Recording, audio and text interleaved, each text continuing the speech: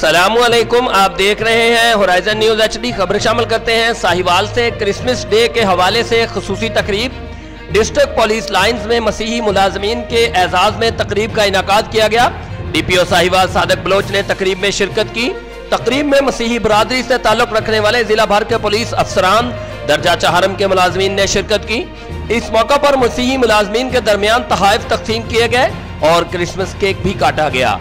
इस मौका पर मसीही मुलाजमीन ने कहा कि डिस्ट्रिक्ट पुलिस साहिवाल की जानिब से ऐसी शानदार तकरीब के इनेकाद ने तमाम मसीही मुलाजमीन के दिल जीत लिए हैं।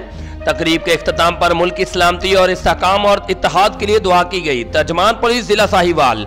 रिपोर्ट महबूब चौधरी, सरपरस्त आला, होराइजन न्यूज HD।